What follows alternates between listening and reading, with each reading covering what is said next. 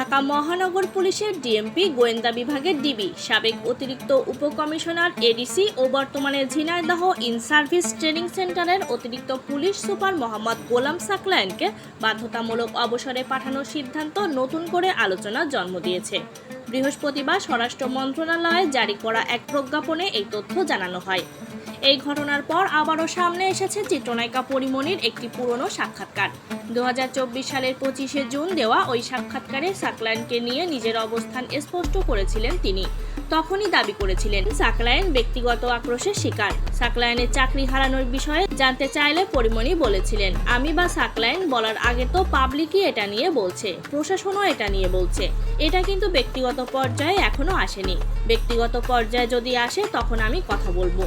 তাদের সম্পর্ক নিয়ে দীর্ঘদিন ধরে চলা নানা আলোচনা ও অভিযোগ প্রসঙ্গে পরিমণি বলেন, সম্পর্কের বিষয় যদি আসে এটা তো একজনের ব্যাপার না, দুজনের পক্ষ থেকেই আসে। এখন পর্যন্ত আমাদের সম্পর্কটা তো মানুষের কাছে পরিষ্কার না। আমরা প্রেমে ছিলাম নাকি কি করছি কোনো কিছুই তো পরিষ্কার নয়। এটা না সাকলায়েনের কাছে জানতে চাওয়া হয়েছে না আমার কাছে, সবখানে মন গড়া জিনিস লেখা হয়েছে। সম্পর্ক নিয়ে প্রশ্ন করা হলে তিনি বলেন, যেখানে সম্পর্কটা ডিফাইন করার আগেই এত অপবাদ নিয়ে ফেলছি, সেখানে এই সম্পর্কটা কি তা নিয়ে কথা বলার জায়গাও তো জনগণ রাখেনি। আমার মনে হয় না এটার আর কোনো দরকার আছে।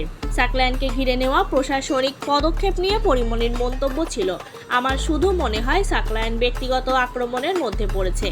তিনি আরও বলেছিলেন, প্রেম ভালোবাসা যাই হোক না কেন, এটা শুধু একটা অদ্ভুত কারণ হিসেবে দাঁড় করানো হয়েছে। আবারও বলছি, আমার মনে হয় সে অন্য কোথাও ব্যক্তিগত আক্রোশের শিকার। কার সেই ব্যক্তিগত আক্রোশ এমন প্রশ্নের জবাবে পরিমণি বলেছিলেন, আমি জানি না, তবে অবশ্যই ব্যক্তিগত আক্রোশ, কিন্তু এমনটা নয় প্রেম ভালোবাসা ও সম্পর্কের কারণে হয়েছে, তা আমি বিশ্বাস করি না।